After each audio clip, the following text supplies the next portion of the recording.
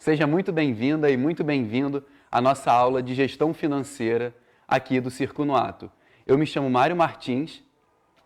Eu sou a Camila Krishna e duas perguntas que volta e meia fazem pra gente é: como vocês se sustentam?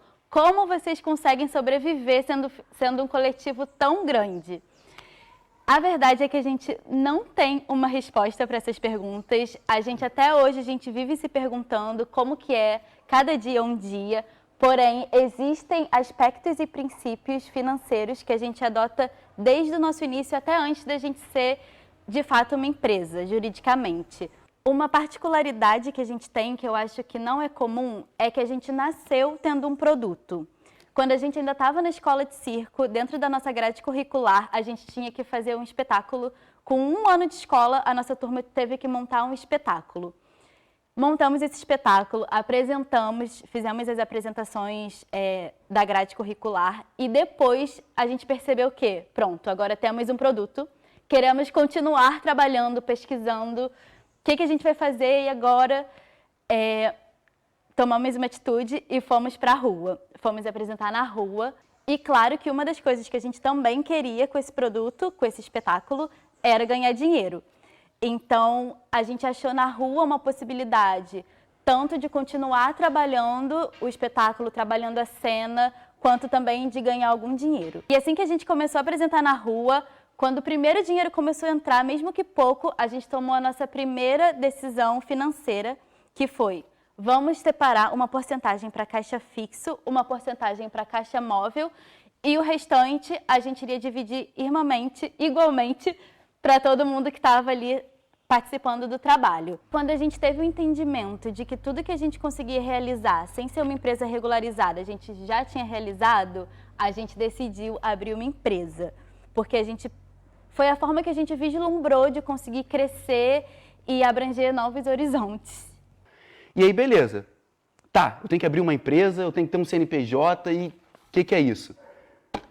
Da mesma forma que quando você nasce, você é registrado e tem tua certidão de nascimento, olha, aqui agora nasceu o Mário tem tanto de altura, tem esse peso e todas as minhas informações pessoais vão estar ali na minha certidão de nascimento.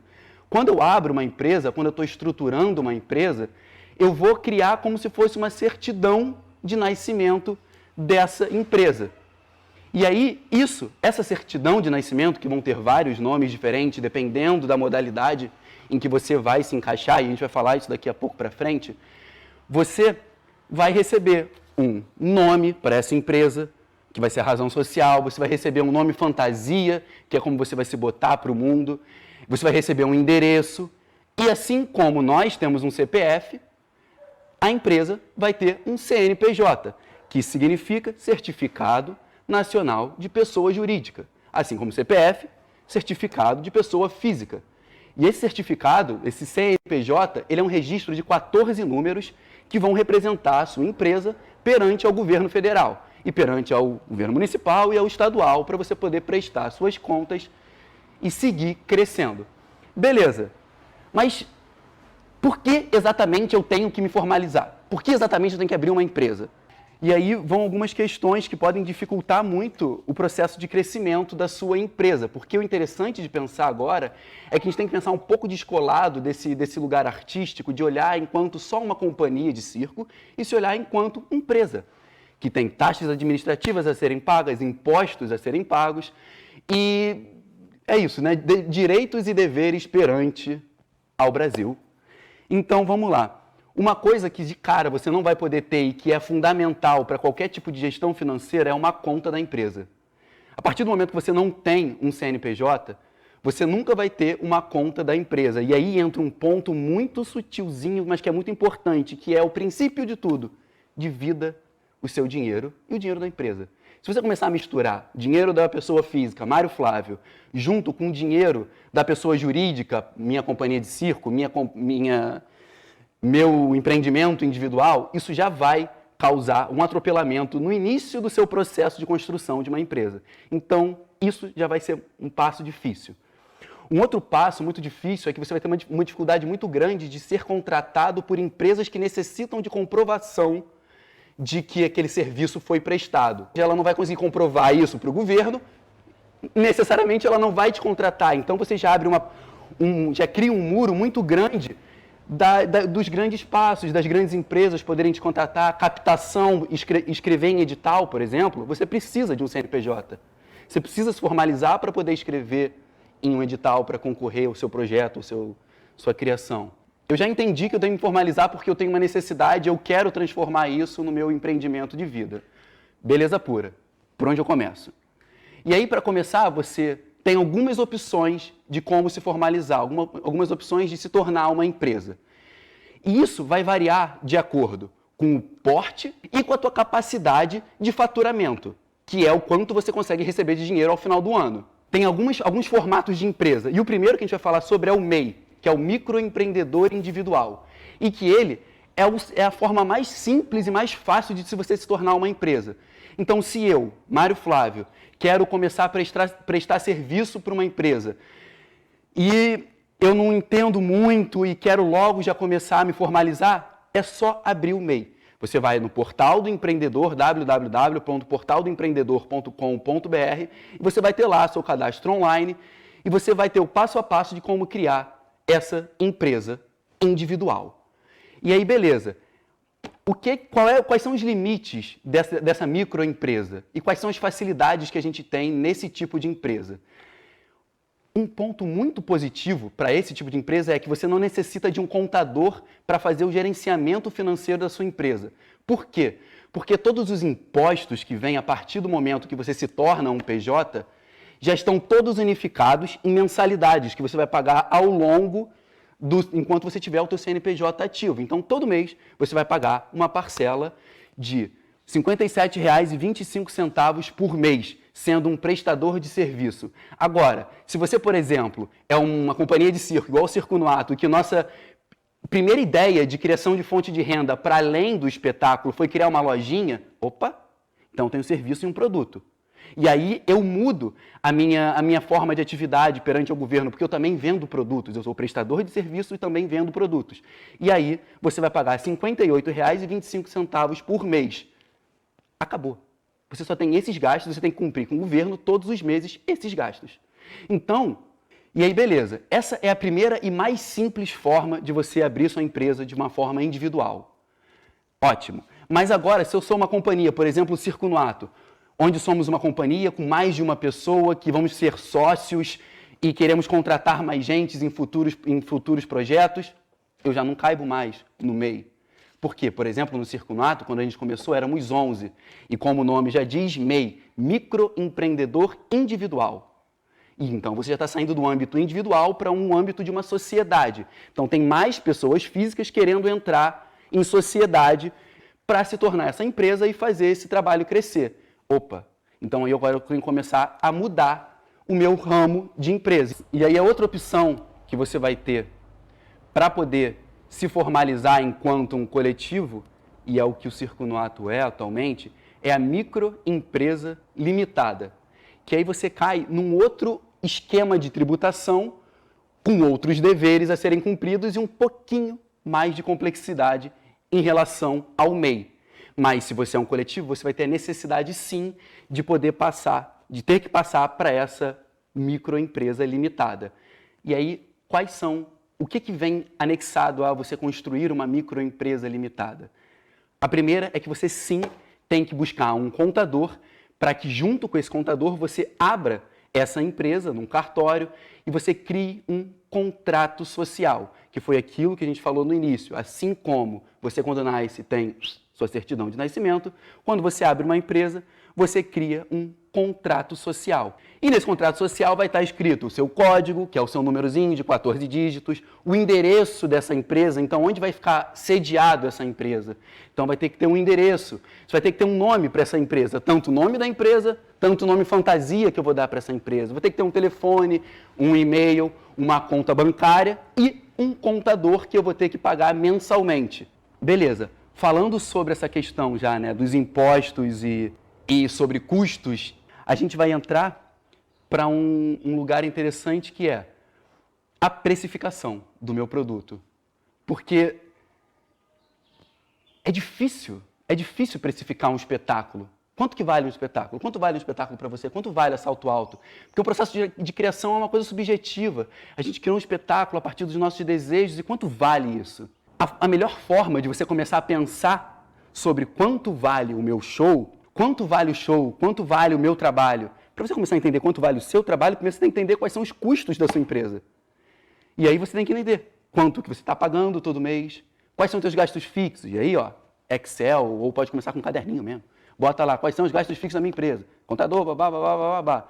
Opa, agora, para eu realizar esse espetáculo, para eu sair da minha casa, da casa da Camila, para eu ir até a rua, fazer esse espetáculo, opa, Uber, a luz, pagar a produtora que vem até, que vai estar lá com você fazendo todo aquele espetáculo acontecer. Se você está dentro de um teatro, tem que pagar o iluminador.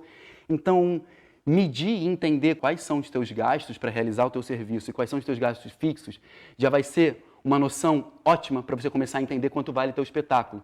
Porque aí o próximo passo é entender quanto vale o teu trabalho. Quanto você passou, quais foram os teus processos, quantos cursos você fez na sua vida que merecem um cachê X. E isso ainda assim é subjetivo. Estou começando agora no mercado, o primeiro espetáculo que eu estou fazendo, como é que eu faço para descobrir quanto vale o meu trabalho? Vai em alguém que já tem um espetáculo, vai em algum amigo teu que já produz, conversa, fala sobre. Porque a gente, enquanto artista, a gente tem um pouco de dificuldade de falar dinheiro e de cobrar realmente o preço justo do que a gente vale. E quando a gente perde um pouco desse receio de falar de dinheiro e fala com outros artistas de forma aberta, pô, quanto você cobra pelo seu espetáculo? Ah, cobro X, mas esse cara já está há 10 anos de estrada. Opa, então posso cobrar um pouquinho a menos ali. E aí tu vai começando a precificar e entender quanto vale esse espetáculo. Então, vai entendendo e vá entendendo quais são esses gastos e o dinheiro que entra, o dinheiro que sai da empresa, que isso vai facilitar muito a sua precificação. E agora, eu preciso ganhar dinheiro. Então, se eu preciso ganhar dinheiro, eu preciso olhar para a receita da minha empresa.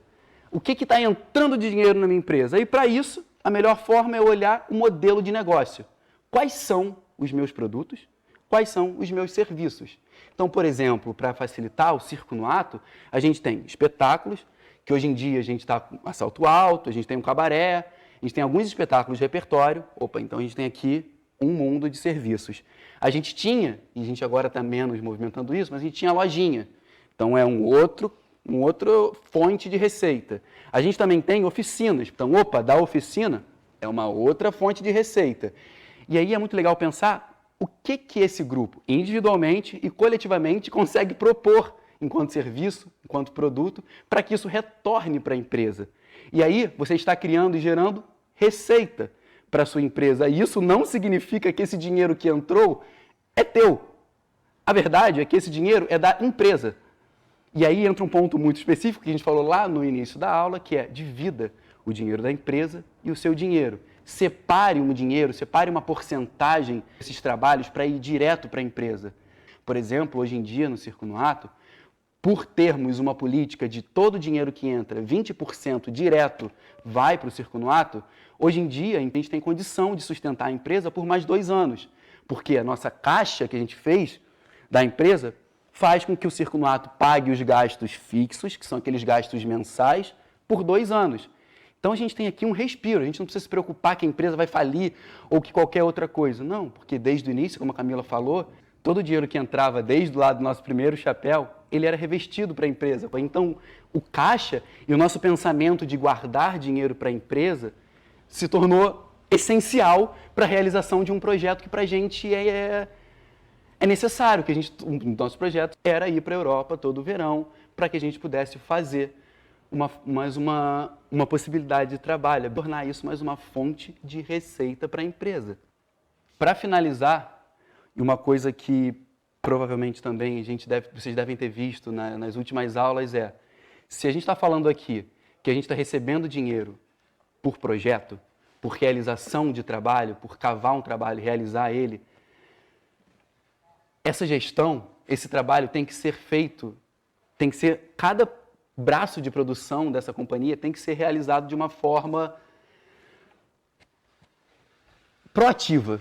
Eu não posso ficar esperando que me mandem fazer alguma coisa. Eu preciso ir, realizar e entender como isso funciona.